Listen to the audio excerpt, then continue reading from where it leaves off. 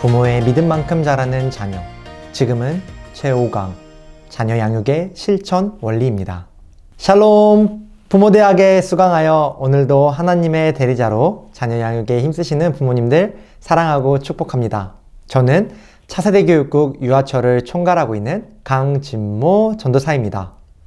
바라기로는 오늘 제가 강의하지만 하나님께서 강권적으로 역사해 주셔서 참여하시는 모든 분들에게 하나님의 지혜를 부어주시기 원합니다.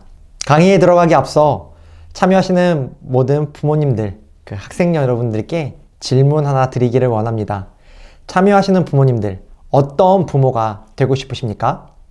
저의 대답은 이것입니다. 인생의 정답을 알고 있는 부모. 따라해 봅시다. 인생의 정답을 알고 있는 부모. 한번 해볼까요?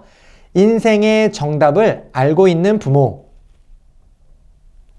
제가 말씀드린 정답을 알고 정답을 가르칠 수 있는 부모는 적어도 신앙 안에서 자녀를 위해 기도하고 그에게 만물의 주인 되신 하나님을 가르치는 것, 이 땅의 일시적인 것과는 다른 정답을 제시할 수 있는, 진리를 제시할 수 있는 부모가 되는 것입니다. 다른 모든 것이 없어도 이 하나님께 꼭 붙어 있다면 자녀의 인생은 달라집니다. 그래서 여러분을 가정의 부모로 세우셨고 자녀를 여러분 손에 맡기셨습니다.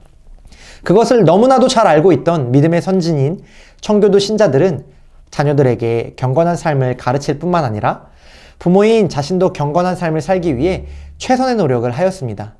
최선의 노력. 정말 끝까지 포기하지 않고 정말 노력했다는 것이죠. 그들은 매 순간순간 하나님을 영화롭게 해야 한다고 믿었습니다. 삶의 모든 초점이 하나님께 맞춰져 있었고 삶의 목적이 바로 하나님을 위한 삶이라고 굳게 믿었습니다. 그런 청교도는 어떻게 해야 하나님을 영화롭게 하고 성경에 충실한 자녀 양육을 할 수 있는가에 대한 답을 얻기 위해 끊임없이 노력하였습니다. 왜 그랬을까요? 어렸을 적부터 인생의 정답을 가르치고 자녀들에게 가장 가치 있는 유산을 잘 물려주기 위해서였습니다. 청교도의 자녀 교육은 그렇다면 언제부터 시작될까요? 어떤 시기부터 시작되는 줄 아십니까? 그들이 직접적으로 자녀 교육이 시작된다라고 생각한 그 시기는 임신하는 그 순간부터입니다. 하나님께서 주신 생명을 잉태한 것부터가 하나님께 위임받은 시작이라고 생각한 것이죠. 이건 굉장히 놀라운 원리인데요. 당시 유산하는 사례가 굉장히 많이 있었고 높은 확률로 이 태중에 있는 이 태아 상태의 자녀를 잃는 경우가 굉장히 많았음에도 불구하고 주어진 상황에서 임신하는 그 순간부터 자녀 양육이 시작된다라고 생각했습니다. 그래서 청교도들은 최선을 다해 절제하고 기도로 준비했습니다. 아이가 태어나면 자연스럽게 어머니의 역할이 커지게 되죠.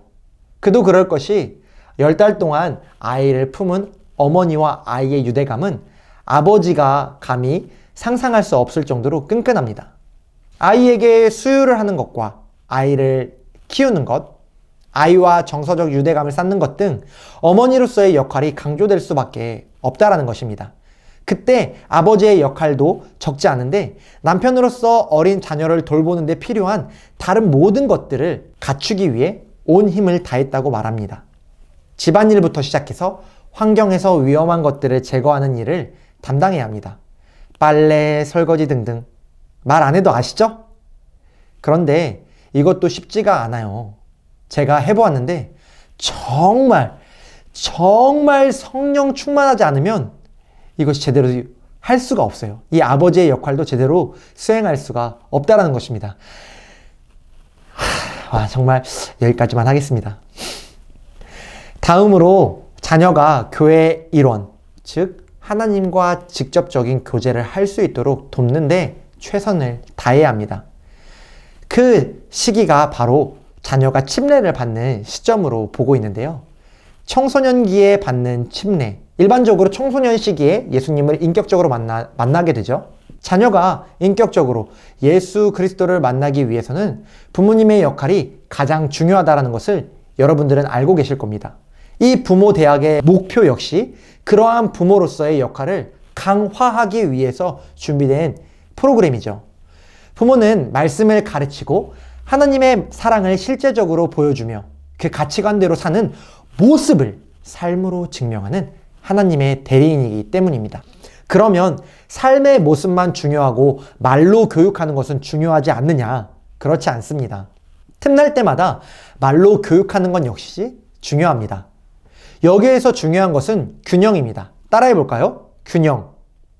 잘하셨습니다.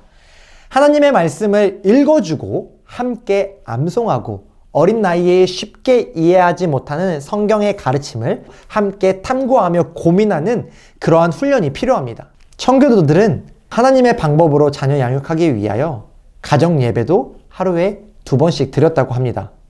그것이 율법이나 계명에 따르기 위한 것이 아니라 정말 하나님을 예배하기 위해서, 그리고 그 삶의 목표, 하나님을 영화롭게 하는 그 삶에 순종하기 위하여서 가정 예배를 드렸고, 그 가정 예배를 드리는 것을 어떤 의무나 책무로 생각하여서 무겁게 지고 가는 짐처럼 생각하지 않고 그리스도인으로서 가지는 의무이자 특권으로 생각했습니다.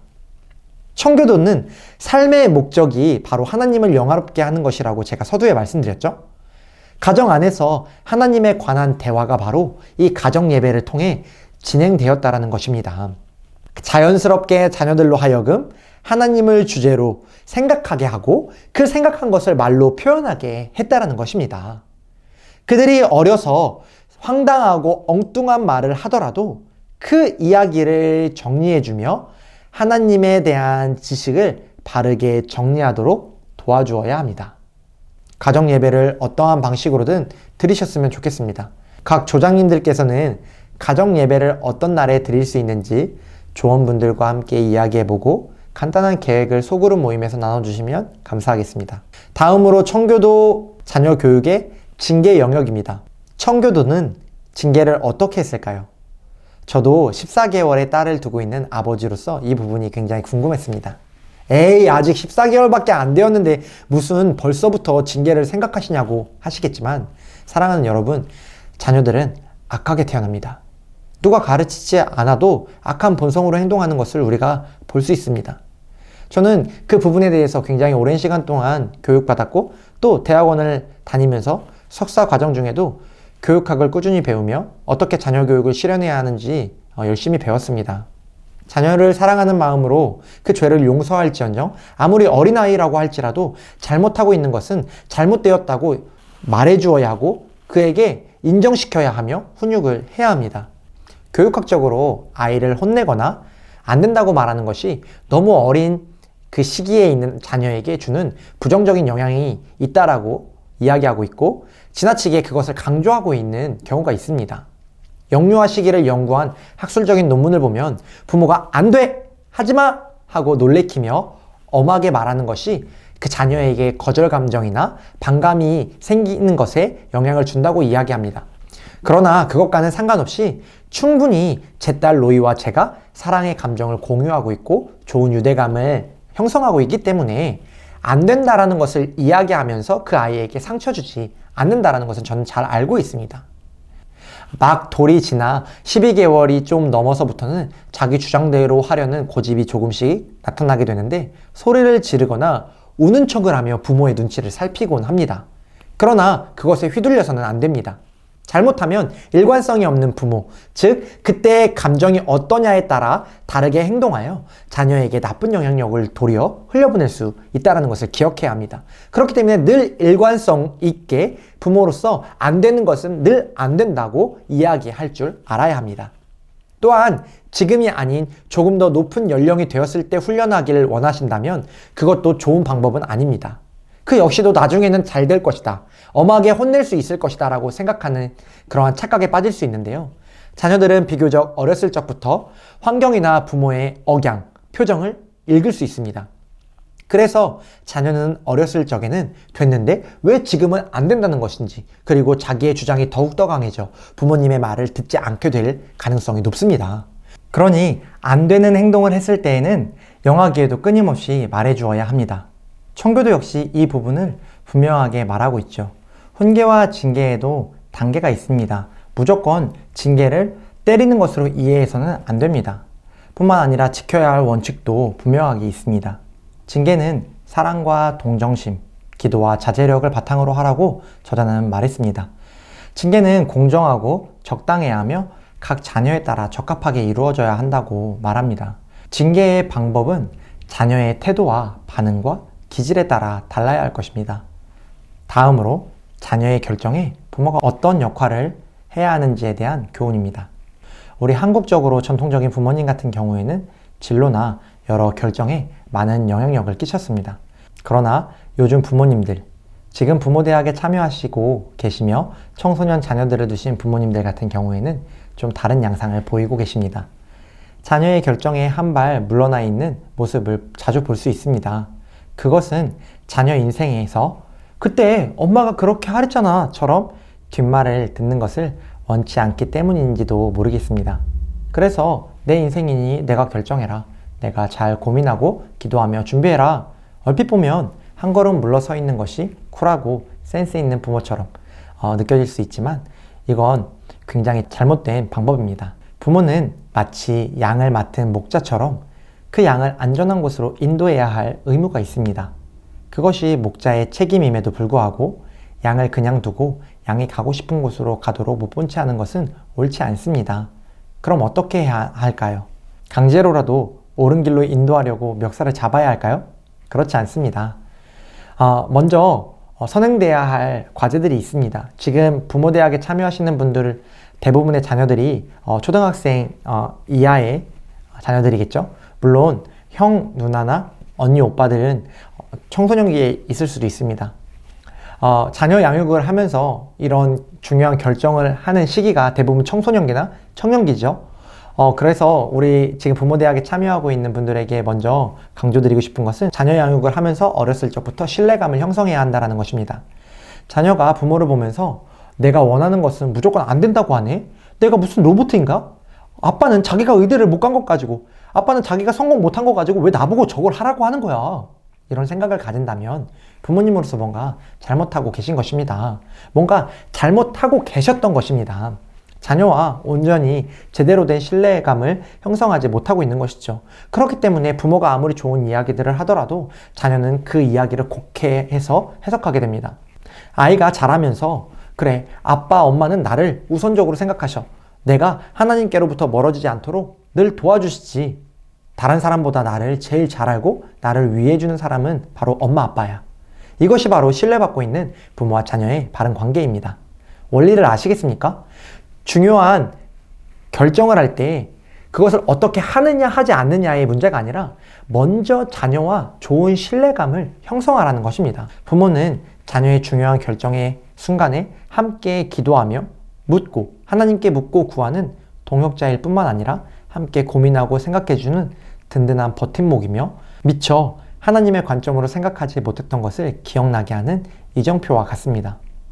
그러니 어떤 결정에서도 이 신뢰감이 형성된 상태라면 조언을 아끼지 마십시오. 단 주의해야 할 것은 어떤 부모님의 말만 맞다고 말하며 강요하지 마십시오. 높은 자세를 취하며 자녀에게 강압적으로 이야기하지 마십시오. 그것은 올바른 신뢰감을 형성한 관계라고 볼 수 없습니다. 제발 오직 기도만 하고 어떤 말도 어떤 도움도 주지 않으면서 자녀가 하나님의 방법대로 할 것이라고 생각하지 않으셨으면 좋겠습니다. 다음으로는 자녀에게 경건을 가르치는 부분입니다. 어떤 이들은 말합니다. 자녀들에게 신앙교육을 너무 과도하게 하면 그들이 세상과 동떨어지게 되고 좋은 대인관계를 할 수 없고 그리고 사회성이 약화될 수 있다고. 어떤 자리에서도 부적응하게 될까봐 걱정하죠. 혹은 신앙과 삶의 균형을 이야기하면서 너무 신앙에 치우치는 것을 바라지 않는 부모님들의 비중이 높아지고 있습니다. 참으로 안타깝습니다. 그래서 경건 생활을 하는 것에 대해 기뻐하는 것이 아니라 적당히 하고 학업에 열심을 쏟으라고 말하는 부모님이 있다고 하죠. 만약 부모가 이런 말을 한다면, 균형을 가지라고 한다면 자녀는 어떻게 생각할까요? 자연스럽게 우선순위를 정할 때 신앙을 가장 우선순위에 둘 수 있을까요? 아닙니다. 그것을 미뤄둘 수밖에 없습니다. 혼란스러운 상황 속에서 마치 부모님이 내가 지금 신앙생활에 올인하고 있는 것을 보고 야, 너무 그쪽으로 치우치지 마. 야, 학업도 열심히 해야지 라고 말한다면 당연히 신앙생활의 우선순위가 깨어지는 것이 아니겠습니까? 신앙생활을 오래 했던 부모님이 오랫동안 신앙생활을 했음에도 불구하고 가장 좋은 것이 신앙이 아닌 것처럼 이야기를 한다는 것은 자녀에게 큰 영향을 줄 것입니다. 당연히 부정적인 영향을 받을 수밖에 없겠죠. 자녀 교육은 하나님의 직접적인 명령이며 가장 우선순위에 두어야 할 고귀한 가치입니다. 어떤 부모님은 말씀하실지도 모르겠습니다. 내가 언제 신앙교육보다 세상교육을 더 우선순위에 두라고 말했나요? 나는 분명 균형을 지키라고 하지 않았습니까? 여러분, 애매하게 말하지 마십시오. 자녀가 하나님에 대해 탐구하고 열심을 다하고 모든 것을 포기하고 신앙생활만 한다 하더라도 하나님을 알아가는 것이 생명을 얻을 수 있다는 것을 모르십니까? 영생을 얻을 수 있는 길을 가고 있는 자녀에게 굳이 균형을 맞추라고 이야기하면서 학업에 열심히 하라고 말한다면 누가 보아도 적당히 하라는 말과 같을 것입니다. 바라기로는 여기 부모대학에 참여하시는 모든 분들은 이렇게 행동하지 않으셨으면 좋겠습니다. 온전히 하나님을 신뢰하십시오. 하나님께서 신앙생활 열심히 하는 사람을 바보처럼 두시겠습니까? 사회 부적응자로 버려두시겠습니까? 저는 그렇게 하지 않으실 것을 믿습니다. 저는 이것을 꼭 기억하고 제 딸을 양육할 때 가장 중요한 우선순위를 신앙으로 둘 것입니다. 이것은 다른 선택지가 있지 않습니다. 오직 하나님께서 내 자녀의 주인이시기 때문에, 하나님께서는 선하신 분이라는 것을 믿어 의심치 않기 때문에 제 자녀를 책임져 주실 것을 믿기 때문입니다. 그렇다면 어떻게 경건함을 가르칠 수 있을까요? 자녀에게 성경을 가르쳐야 합니다. 이것은 읽는 것과는 조금 다른데요. 예를 들면 이 세상을 하나님께서 창조하셨어. 저기 저 구름 보이니? 우와, 정말 멋있지? 하나님께서 구름을 만드신 거야. 혹시 저기 무지개 보이니? 혹시 무지개를 만드신 분이 누군지 알아? 맞아, 하나님이야.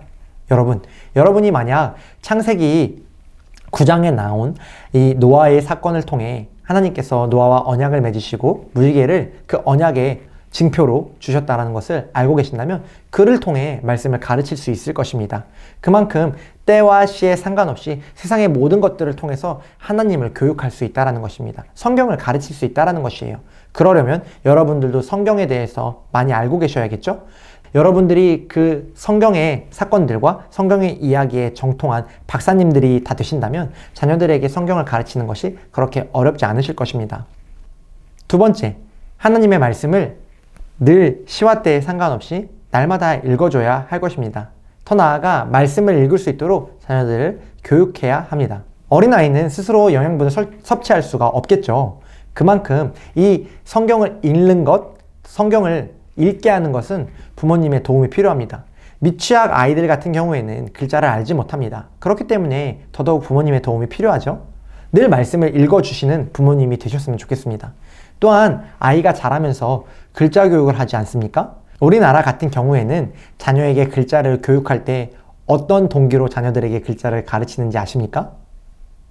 초등학교에 들어갈 때 뒤처지지 않기 위해서, 혹은 미취학 아동이라도 주변 연령대에 있는 아이들이 한글을 떼어가기 시작하는 것을 보고 조바심이 나서 글자를 갑자기 가르치기 시작하십니다. 물론 그렇지 않으실 수도 있어요. 그러나 청교도들은 어떤 원리로 글자를 가르쳤냐 하면 이 글자를 가르치는 이유가 성경을 읽을 수 있는 능력을 키워주기 위해서 글자를 가르쳐 주셨다고 합니다. 다른 어떠한 동기가 아니라 이 자녀가 성경을 읽을 수 있도록, 알 수 있도록 교육하기 위해서 글자를 가르쳤다고 하죠. 우리는 이러한 원리들을 알고 있어야 합니다. 우리의 모든 초점이 하나님께 맞춰져 있어야 합니다. 그렇기 때문에 이 자녀에게 말씀을 읽어주고 또 말씀을 읽을 수 있는 능력을 키워줘야 하죠.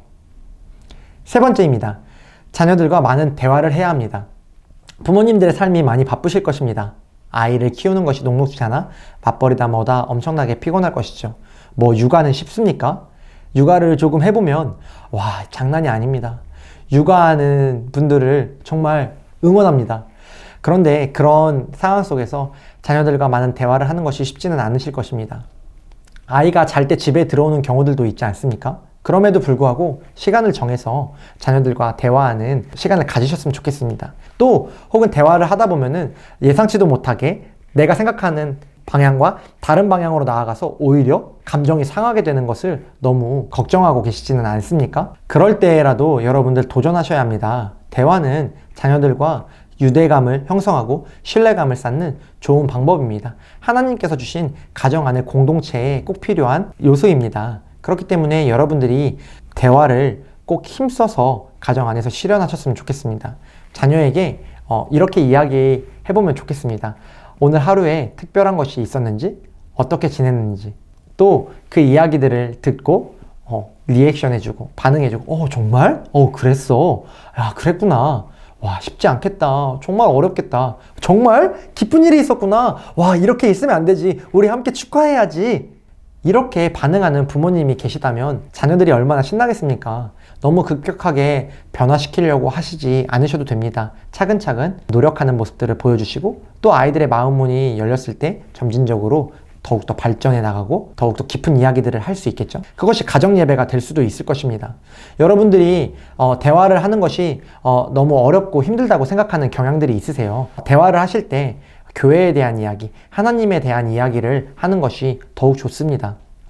지난 주일날 들었던 말씀을 기억하고 있는지, 그 말씀을 듣고 혹시 가정 예배 때 결단한 것들, 이렇게 살겠다, 이런 사람이 되겠다라고 결단한 부분들을 나누어 보고 잘 되었는지, 적용한 부분이 잘 안 되었는지, 왜 안 되었는지, 그럼 어떻게 하면 잘 될 수 있을지, 이런 부분들에 대해서 끊임없이 대화하고 토론해 나가면서 생각을 열어주셔야 합니다. 만약 여러분들이 그러한 부모님이 되어주신다면 자녀들이 서스름 없이 하나님에 대해서 이야기하는 것을 볼 수 있을 것이고, 어렵지 않게 큰 힘을 들이지 않고도 하나님에 대해 이야기하는 것을 볼 수 있을 것입니다. 여러분, 자녀들의 신앙교육을 할 때 주의해야 할 것이 있습니다. 바로 여러분의 말과 행동입니다. 자녀에게 신앙교육을 열심히 해보려고 하는데 여러분 삶의 말과 행동이 바르지 못하다면 자녀들에게 신앙교육을 실현할 수가 없습니다. 앞서 언급한 것처럼 부모님들께서 이 땅의 일만 생각하여 말하고 행동한다면 자녀들은 자연스럽게 이 땅에서의 삶만 중요하게 생각하고 영적인 일, 하나님의 섭리에 대해서는 무관심해질 것입니다. 뿐만 아니라 일상적인 삶 속에서 자녀들과 함께 있을 때 분노나 다른 사람을 향한 비난, 그리고 거짓말, 비도덕적인 행동 등이 자녀에게 큰 혼란을 주고 말 것입니다. 부모님은 무릇 자녀에게 좋은 말과 착한 행동, 윤리적인 행동을 가르칠 것입니다. 특히 하나님을 경외하는 부모님은 더더욱 옳은 길을 가라고 가르칠 것입니다. 그런데 만약 말로 그렇게 가르치면서 부모님의 행동이 전혀 다르게, 부모님의 입술로 나오는 그 말과 행동이 다르다면 자녀들은 큰 혼란을 겪게 될 것입니다. 말과 행동이 다른 부모님의 양면성을 보게 되는 것이죠. 예를 들어 거짓말은 나쁜 것이라고 가르치면서도 거짓말을 하는 모습을 본다면, 어떤 이유에서든지 거짓말하는 모습을 자녀들이 보았을 때 자녀는 더 이상 부모님의 말을, 부모님의 가르침을 신뢰할 수 없게 될 것입니다. 여러분들의 말과 행동이 다르기 때문입니다. 부모 스스로도 자신의 삶을 주장하지 못하는데 자녀에게 자꾸 옳은 길로 가라고 가르친다면 자녀들이 귀 기울이지 않을 것이죠. 이것을 꼭 기억하셨으면 좋겠습니다. 다음으로 자녀들에게 듣는 법을 가르치는 방법에 대해서 함께 살펴보고자 합니다. 자녀가 우리 말에 귀 기울이게 하기 위해서 우리는 무엇을 할 수 있을까요? 요즘 아이들은 집중력이 짧아지고 쉽게 지루함을 느낍니다. 저자는 말하기를 아이들의 듣기 능력은 갈수록 퇴보하고 있다고 합니다. 뿐만 아니라 성인들 역시도 듣는 능력이 많이 떨어진다는 것을 지적하고 있죠. 여러분들은 어떠십니까? 혹시 내 남편이, 내 아내가 나와 아무런 관계없는 쓸데없는 이야기를 하더라도 난 지루해하지 않고 즐겁게 들을 수 있다고 여기시는 분 계신가요? 그런 분들 한번 댓글 달아주세요. 저요. 아무도 없으신 것 같은데요. 이것이 비단 우리만의 문제는 아닙니다. 그런데 문제는 이런 능력은 자연스럽게 생기는 것이 아닙니다. 듣기 능력을 높이기 위해서는 지속적인 훈련과 연습, 그리고 듣기에 필요한 기술을 학습하는 데 있습니다. 사랑하는 여러분, 마땅히 아이에게 듣는 연습을 시키십시오. 그러나 먼저 여러분이 듣기를 잘하시는 부모님이 되시기를 바랍니다. 더 나아가 아이들이 말씀 듣기를 즐거워하는 아이가 되기를 바라십니까? 하나님의 말씀을 즐거워하기를 원하십니까? 말씀을 듣고 믿음이 성장하기를 바라십니까? 여러분부터 말씀 듣기를 즐거워하시고 즐거워하는 것을 잘 표현해 주세요. 말씀을 듣는 것이 얼마나 즐거운 일이고 좋은 일인지를 여러분이 충분히 표현해 주셔야 합니다. 그리고 여러분이 말씀을 듣고 믿음이 자라나는 것을 행동으로 보여주십시오.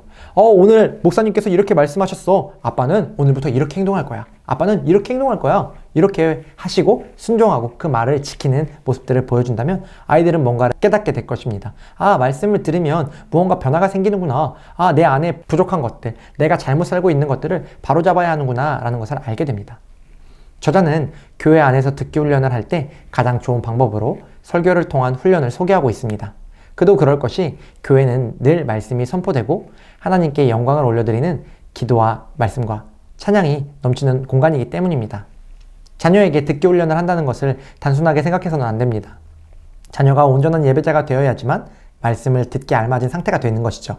그렇다면 어떻게 온전한 예배자가 되도록 하며 어떻게 잘 들을 수 있는 상태를 만들 수 있습니까? 먼저 준비 단계입니다. 주일을 맞이하기 전 토요일 저녁에 가족들과 모여 대화를 합니다. 어떤 주제로 대화를 하는가? 내일은 거룩한 주일이다. 그동안 주일을 습관적으로 맞이하는 것은 올바른 예배자의 모습이 아니었다는 것을 인식시켜 주십시오. 더 나아가 주일 예배를 통해 하나님께 어떤 예배를 드릴 수 있을지, 요즘 각자 어떤 문제가 있는지, 또 그리고 기도 제목은 무엇인지 나누며 대화를 합니다. 주일 전날 마음과 생각을 하나님께 더욱 집중하고 한 주의 삶을 돌아보며 점검하는 시간을 가집니다. 두 번째 단계로 주일 당일 오전에는 주일 예배 시간 시작 전에 충분하게 도착할 수 있도록 여유를 두고 미리미리 준비를 마쳐야 합니다. 예배에 늦거나 아슬아슬하게 준비를 한다면 변칙적인 상황에 대비할 수 없을 뿐만 아니라 감정적으로 조급함이나 늦은 책임에 대한 비난, 교통 상황에 대한 불평 등으로 예배를 경건하게 참여할 수 없습니다. 온전한 예배를 드린다는 것, 그리고 들을 수 있는 준비를 한다는 것은 이러한 좋은 준비를 통해서만 이루어집니다. 세 번째로, 예배를 드리면서 노트를 준비하여 들은 내용을 간단하게 적어보는 것이 좋습니다. 미취학 아이들에게는 예배 시간에 말씀을 통해 들었던 것 중 무엇이 기억나는지 자연스럽게 물어보고, 만약 그것을 기억하지 못한다면 꾸중을 하기보다는 다음부터는 우리 한 가지라도 기억나는 것을 잘 간직해야 해 라고 이렇게 격려하는 것이 필요합니다. 초등학생이 된다면 충분히 필기를 할 수 있을 것입니다. 성경의 인물도 좋고 내용도 좋고 어떤 명제도 좋습니다. 다윗에 관한 설교라면 다윗, 그 스토리 안에 사랑이 있다면 사랑을 메모하여 잃어버리지 않도록 노트에 기록하는 연습을 시키는 것이 좋습니다. 부모님께서도 이것에 동참해야 합니다. 같이 기록한 노트들을 공유하며 무엇을 적었는지 서로 확인하며 훈련하는 것도 도움이 됩니다. 네 번째로, 예배를 마친 후에 설교를 잘 들었는지 그것에 대해 가족끼리 이야기를 한번 해보는 것이 좋습니다. 하나님께서 어떻게 살아가기를 원하시는지, 또 나에게 부족한 것은 무엇이었는지, 그리고 무엇을 말씀하셨는지에 대해 간단하게 이야기하며 모범을 보이는 것이 좋습니다. 그리고 자녀들에게도 동일한 방식으로 질문을 던지며 이야기를 듣는 것이 필요하겠죠. 그것을 통해서 자녀들에게 듣기 훈련을 할 수 있습니다. 이렇게 앞서 다루었던 내용들은 실제적인 것입니다. 그저 개념으로만 가지고 있는 것이 아닌 원리에 대한 적용이며 삶에 필요한 것들이니 작더라도 꼭 이런 부분들을 실천해 보셨으면 좋겠습니다. 여기에서 주의해야 할 것은 아까도 말씀드렸던 것처럼 강압적인 분위기 조성과 말투, 그런 강압적인 말투, 비난하는 말투, 그것을 조심해야 합니다. 처음 시작은 어색할 수밖에 없습니다. 부모님들께서는 이것을 굳이 시작해야 하는가 하는 갈등을 겪으실지도 모르겠습니다. 그러나 여러분께서 이런 노력이 없이 자연스럽게 자녀들이 신앙 안에서 교육을 받을 수 있으리라 기대하신다면 그것은 큰 오산입니다. 뿐만 아니라 하나님께서 위임하신 자녀 양육의 임무를 소홀하게 수행할 뿐만 아니라 하나님께서 주신 달란트를 땅에 묻어두는 실수를 하게 된다는 점을 말씀드리고 싶습니다. 다음으로는 말하기 훈련입니다. 우리 자녀들에게 신앙 안에서 어떻게 말하기 훈련을 할 것인지에 대해서 알아보겠습니다. 우리가 사용하는 언어는 하나님을 찬양하고 하나님을 이해할수록 돕는 하나님의 선물입니다.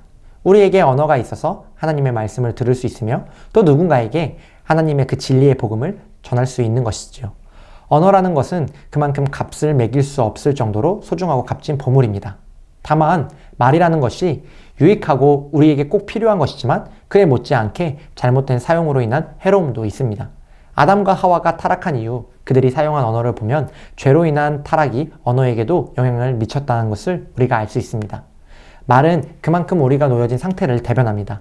우리가 악한 상태에 있을 때 사용하는 말이 악할 수밖에 없으며 우리가 은혜의 가운데에 있는 상태라면 은혜의 말을 입으로 쏟아낼 수밖에 없을 것입니다. 야고보는 말씀을 통해 혀를 다스리는 것이 얼마나 중요하고 유익한지를 설명합니다.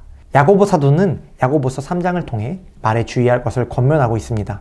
우리가 교재로 사용하고 있는 하나님의 약속을 따르는 자녀 양육에도 잘 나타나 있듯이 악한 말은 듣는 사람 모두를 즉 말하는 사람도 듣는 사람도 죽이는 치명적인 독임을 가르치고 있습니다. 강의를 시청하시는 부모님이자 학생 여러분은 가정에서 어떤 말을 사용하고 계십니까?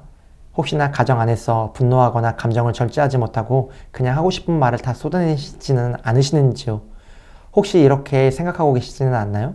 나는 그러고 싶지 않은데 잘 안 됩니다. 자녀가 이렇게 행동하는 모습을 보면 참을 수가 없습니다.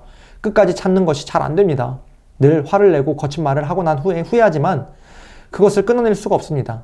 예, 맞습니다. 여러분, 우리는 그만큼 악하고 연약한 존재이죠. 그러나 여러분, 얼마나 그것을 끊어내려고 노력해 보셨습니까? 얼마나 간절하게 악한 말의 습관을 끊어내고 싶어 하셨나요? 정말 간절하게 노력해 보셨나요? 혀를 깨무는 고통을 곱씹어 보셨습니까? 아직까지도 잘 되지 않는 가운데서도 포기하지 않으시고 노력하고 계십니까? 우리의 교재에 기록된 아주 중요한 사건이 있습니다. 이 사건 속에는 아주 중요한 원리가 숨어 있기 때문에 함께 살펴보기를 원합니다. 저자가 어느 가정에 신방을 갔다고 합니다. 그런데 그 신방 간 가정의 집에는 부부와 자녀들이 있었던 것 같아요. 신방을 늦게까지 했는데 어느 순간 아버지가 신방을 간 목회자를 비난하기 시작했습니다. 그래서 목회자가 자녀들이 자리에 없을 때 이야기하자고, 자녀들이 어서 잠자리에 들고 난 그 후에 이야기하자고 설득하고 부탁했으나 그는 이렇게 말합니다. 아니요, 그럴 필요 없어요. 우리 아이들도 내가 목사님을 나쁘게 생각한다는 것을 다 알고 있으니까요. 그런데 여기서 문제는 부모가 한 번의 실수를 한 것이 아니라는 것입니다. 이렇게 목사님을 앞에 두고도 이렇게 험한 말을 하는데 목사님이 없을 때 그 가정에서 어떤 대화가 이루어졌겠습니까? 그 목사님이 화두로 드러나게 되면 얼마나 신랄하게 비난하고 비판했겠습니까? 지속적으로 목회자를 가정 안에서 비난하고 판단하고 정죄하고 이건 어떻고 저건 어떻고 하며 부정적인 말을 쏟아냈을 것이고 가족 구성원인 자녀들도 이 말에 노출되었을 것입니다. 그렇기 때문에 아버지가 목회자를 싫어한다는 것을 자녀들이 알고 있다고 떳떳하게 이야기하는 것이지요. 이것이 그저 목회자가 더 높은 지위가 있기 때문에 비판하면 안 된다는 이야기를 하는 것입니까? 아닙니다. 어떤 자리에서도 교회 안에 있는 어느 누구를 판단하고 비난하면 안 된다는 것입니다. 그렇게 자녀가 비난하고 있는 부모님을 보고 무엇라고 생각하겠습니까? 아, 우리 아버지는 참 정의로워. 잘못되고 잘된 것을 너무 잘 알아. 너무 잘 판단해. 사리분별이 명확하신 분이야. 라고 생각할까요? 설령 아버지의 의견이 맞더라도 그런 부정적인 말을 한다는 것은 자녀도 그런 부정적인 사람이 되라는 것과 마찬가지입니다. 아닌 건 아닌 거지 라고 생각하십니까? 여러분, 주의하십시오. 누구든지 판단하는 자리에 앉을 수 없습니다. 오직 하나님께서만 그 자리에 앉으실 수 있습니다. 여러분, 제발 사랑의 말을 하십시오. 자녀가 있는 자리에서 뿐만 아니라 어떤 자리에서도 부정적인 말이나 비난, 정죄하는 말을 하지 마십시오. 여러분이 자녀가 없는 곳에서만 한다면 그 습관이 언젠가는 자녀들 앞에서 드러나게 될 것입니다. 실수할 여지를 열어두는 것입니다. 과연 다른 곳에서 그렇게 험한 말을 하는 분이 자녀들 앞에서 혹여나 만에 하나라도 실수하지 않는다라는 보장이 있으십니까? 절대 그렇게 보장할 수 없는 것이죠.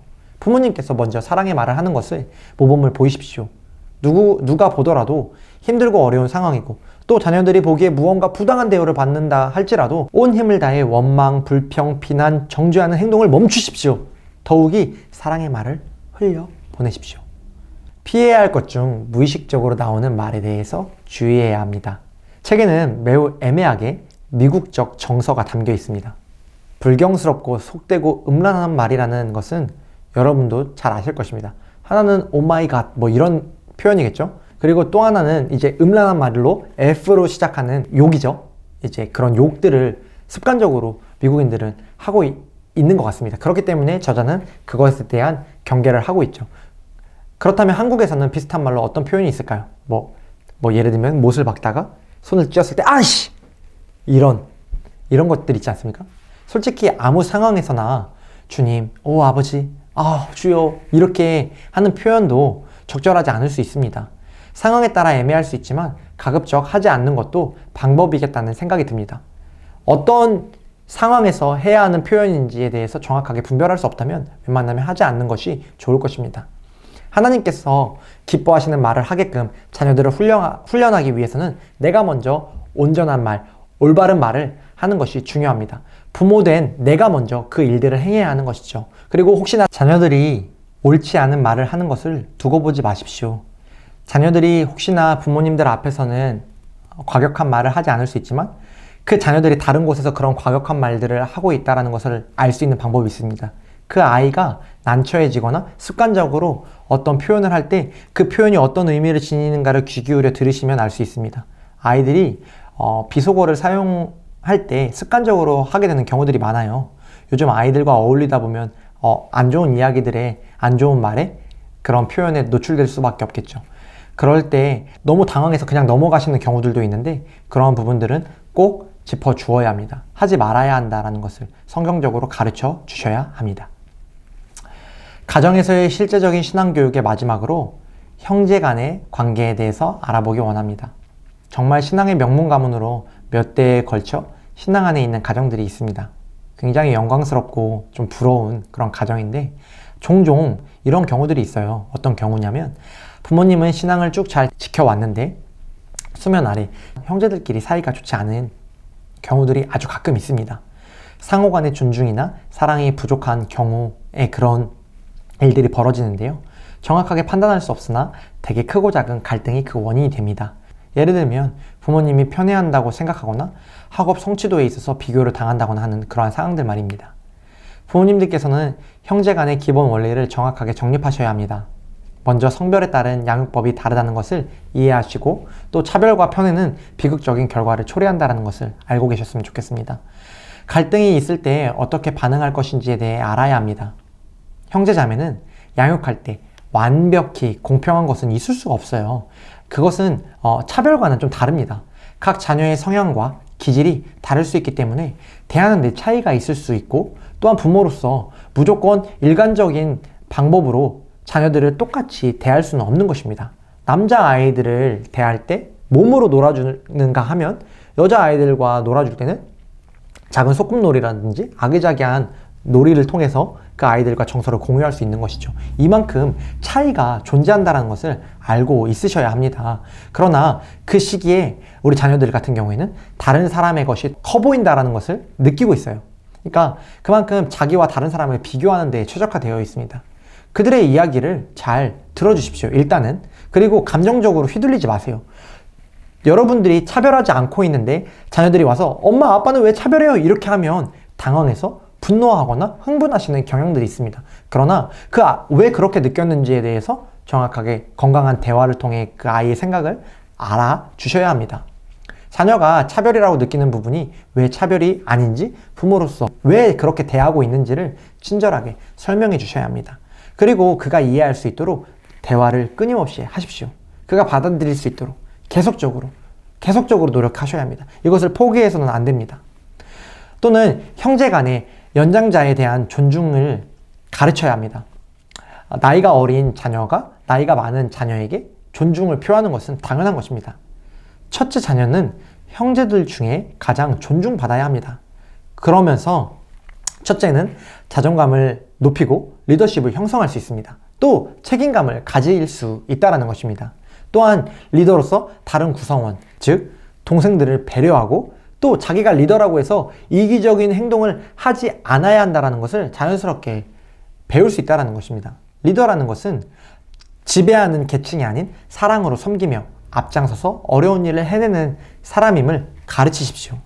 또한 나이가 어린 자녀, 즉 연소한 자녀들은 형, 언니, 오빠, 누나를 마땅히 존중해야 한다는 것을 끊임없이 가르치고 왜 그렇게 해야 하는지를 알려주십시오.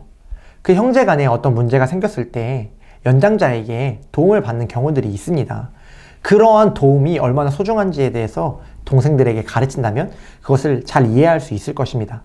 이런 건강한 위계 질서는 서로 간의 존중과 사랑은 물론 배움을 실천할 수 있는 상호 간의 좋은 원동력이 됩니다. 그리고 이러한 좋은 관계들은 의지할 수 있는 그런 관계들을 형성하게 됩니다. 연장자는 동생들을 돕고 그들이 할 수 없는 것을 함께하며 배울 수 있고, 또 연소자, 동생들은 이 연장자가 도와주는 것들을 통해서 이것을 다시 내가 누군가를 도와주어야 한다는 것을 깨닫게 되고, 또 그 연장자에 대한 존중을 자연스럽게 배워가는 것이죠. 형은 동생에게, 동생은 형을 통해 이렇게 배워가는 모습들을 보게 된다면 가정 안에 큰 기쁨이 될 것입니다. 부모로서 여러 가지 원칙을 정할 때 늘 말씀의 가치관 안에서 준비하시되 혹 어려운 것이 있으면 차세대 교육부 교역자들에게 물어보는 것도 좋은 방법이 될 수 있습니다. 잘 모르는 것은 부끄러운 것이 아닙니다. 저희 역시도 부모님들께서 질문하는 것에 대해 완벽한 답변을 미리 준비하고 있지 못할 수도 있습니다. 다만 그 질문이 있을 때에 그것을 통해 함께 고민하고 해결책을 강구해 나아가는 믿음의 연합을 이뤄가는 것을 원하는 것입니다. 사랑하는 부모님들, 오늘 강의를 마치기에 앞서 힘내시라는 응원을 드리고 싶어요. 여러분, 강의 초반에 말씀드렸던 것, 그 질문을 기억하고 계실지 모르겠습니다. 여러분, 어떤 부모가 되고 싶으십니까? 자녀가 어떻게 여러분을 기억했으면 좋겠습니까? 저는 여러분들이 정답을 알고 정답으로 우리를 인도한 아빠, 엄마, 나에게 육신의 생명을 전해줄 뿐만 아니라 영원한 생명까지도 교육하기 힘쓴 우리 존경스러운 부모님, 정말 자랑스러운 부모님이 되고 싶다면 다른 유산을 준비하는 것보다 믿음의 유산을 전수하는데 정진하셨으면 좋겠습니다. 잘 되지 않더라도 포기하지 않으면 이루어갈 수 있습니다. 점진적으로 그것이 늦더라도 천천히라도 진행될 것입니다. 지금 당장은 어렵고 힘들어 보일지라도 이 강의를 통해 너무나 급격한 변화를 해야 한다는 부담은 내려놓으시고 맡겨진 사명을 다시금 기억하고 부모로서 자녀에게 어떤 것을 가르치고 어떻게 가르쳐야 하는지, 또 어떻게 말과 행동을 가져가야 하고 지금 당장 가정에서 우리가 할 수 있는 것이 무엇인지를 점검하는 그러한 가정이 되었으면 좋겠습니다. 오늘 너무나 수고 많으셨습니다. 생각날 때마다 여러분을 위해서 기도하겠습니다. 사랑하고 축복합니다. 이 시간 제가 기도하고 마치겠습니다. 하나님, 감사합니다. 오늘 이 시간을 통하여서 우리가 하나님 안에서의 가정의 신앙교육을 배워가고 부모된 자로서 어떻게 행동해야 하는지를 조금씩 알아갑니다. 하나님, 알면 알수록 부족한 것은 우리의 모습이지만 그럼에도 낙담하지 아니하고 포기하지 않을 것은 주님께서 늘 우리에게 새 힘을 주시고 우리에게 맡겨주신 사명이기 때문에 우리가 그것을 내동댕이 칠 수 없습니다. 그렇기 때문에 주님, 날마다 성령 충만함을 허락하여 주시고 가정 안에서 변화를 일으켜 주시고 작지만 조그마한 변화를 통하여서 큰 일을 이루어 가시는 주님의 그 놀라운 경륜을 바라볼 수 있도록 주님 도와주시옵소서. 이 시간 이후에 진행되어지는 소그룹 모임 가운데서도 주님께서 함께하여 주실 것을 믿고 감사드리며 살아계신 예수님의 이름으로 기도드렸습니다. 아멘.